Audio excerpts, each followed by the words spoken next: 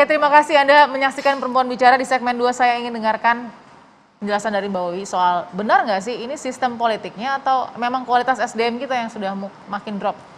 Iya, menurut saya memang ini kita harus melakukan evaluasi serius ya, karena sistem demokrasi ya, sistem pemilu, sistem pilkada kita yang kita laksanakan ini ternyata kok ada korelasinya positif terhadap maraknya korupsi. Bahkan kepala daerah sudah tercatat itu 438. Wow. Jadi menurut saya sungguh sangat banyak dan ini akan terus berlipat ganda seperti itu. Jadi 438 itu per tahun? Ini selama katakan hampir 5 tahun lebih. Gitu 438 ya. 5 tahun, oh wow. Iya. Okay. Jadi menurut saya cukup fantastis. Belum lagi di level nantinya eksekutif DPRD-nya luar biasa juga.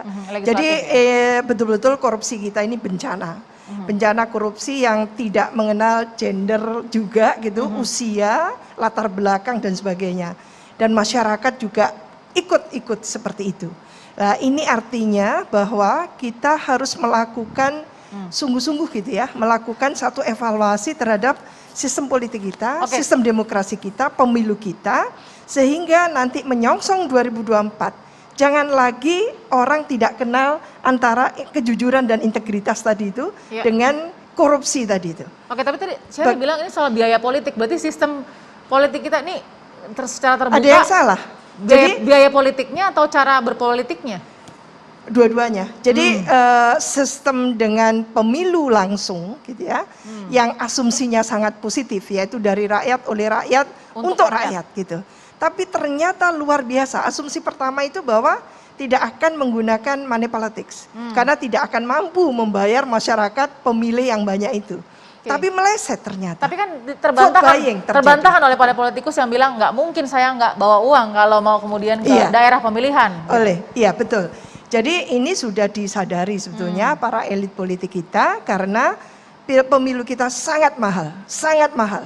Jadi beda dengan pilpres, beda lagi dengan pemilihan gubernur, bupati, wali kota di daerah mana itu, daerah kayakah, daerah sedangkah kan gitu. Itu biayanya luar biasa. Dan itu sudah ada disertasinya. Jadi bukan hal yang rahasia lagi, menjadi rahasia umum. Oleh karena itu menurut saya memang menyongsong pemilu 2024. Evaluasi secara kritis itu dilakukan supaya pemilu kita tidak menghasilkan lagi seperti itu. Salah satu wake up call yang mungkin bisa sangat bermanfaat adalah mungkin komentar netizen. Sesederhana itu. Kita lihat apa komentar netizen atau warganet soal kasus dari Nur Afifah ya, koruptor termuda. Ya, saya bacakan. Biaya politik super mahal. Prestasi yang luar biasa, tingkatkan lagi anak muda. Ingat, budaya kita bukan budaya barat, budaya kita adalah korupsi. Ini satir ya, sudah satir semua nih. Dia akan jadi koruptor handal di masa depan, berkat pengalaman sejak usia muda, serta punya mentor yang hebat. Waduh, memalukan, harusnya usia muda lagi idealisnya. Mantap usia masih belia, udah pandai korupsi. Seandainya semua partai menghasilkan kualitas skill seperti itu dalam tempo kurang 10 tahun, Indonesia sudah jadi negara maju karena politisi pada makmur semua. Politisinya ya, bukan bangsa dan tanah airnya nih, politisinya. Waduh, ini satir semua nih ibaratnya nih, nggak enak bacanya. Tadi kan seharusnya anak muda sedang idealisnya. Begitu nggak Shirley? Betul, serius banget. Harusnya salah satu kekayaan anak muda itu kan adalah nilainya, idealismenya Mbak. Sehingga ketika bagian itunya yang justru tergadaikan, maka sebetulnya hilang salah satu harta yang paling berharga dalam dirinya. Tapi saya sepakat bahwa ketika kita membahas masalah ini otomatis kita harus melihat sebetulnya apa yang bisa dilakukan kan begitu. Maka kalau misalnya kita melihat alasan kenapa terjadi KKN itu, maka tentu kita sama-sama ingat salah seorang bupati pernah mengatakan bahwa ketika menjadi pejabat melakukan KKN itu bisa dibilang keniscayaan. Karena rasanya tidak mungkin tidak melakukan KKN.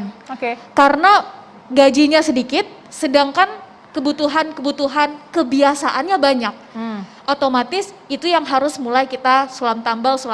Nah, terkait itu akhirnya kita kan harus berpikir kalau memang gaji pejabat itu minim, maka kenapa enggak negara hadir untuk memenuhi gaji pejabat itu sesuai dengan ya kesemestiannya. Bisa menjawab nggak gaji pejabat dengan mengurangi angka korupsi?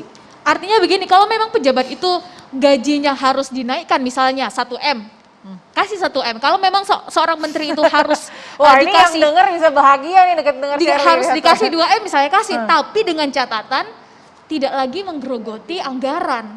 Itu jangan lagi, karena kalau digerogoti anggaran itu kita nggak tahu sampai seberapa banyak. Best practice-nya seperti itu nggak sih kalau misalkan masyarakat? Saya mau dengan Mbak Devi. Cara society bekerja atau berpikir seperti itu nggak sih, bisa semudah dan sesederhana itu? Ya mungkin itu jadi kan gini, bicara solusi kan pasti macam-macam. Ya. Itu bisa menjadi salah satu solusi. Tapi kalau bicara gaji kita bakal tahu misalnya di Amerika, di Australia bisa dicek. Presiden dengan kepala persatuan sepak bolanya jauh lebih tinggi gaji kepala persatuan sepak bola dibandingin presiden. Karena memang begini, bicara pejabat publik, seharusnya memang tujuannya adalah bukan memperkaya diri. Itu memang harus diluruskan terlebih dahulu. Bahwa ini adalah momentum paling mahal. Karena nggak banyak orang kemudian bisa jadi pemimpin yang artinya pahalanya luar biasa kalau serius banget gitu kan. Nah ini yang memang mungkin harus tanamkan juga bahwa yang menjadi pemimpin itu kan gini, kadang-kadang akhirnya ketika kita ini kan masyarakat simbolik ya, menjadi pemimpin itu lekat dengan kemewahan.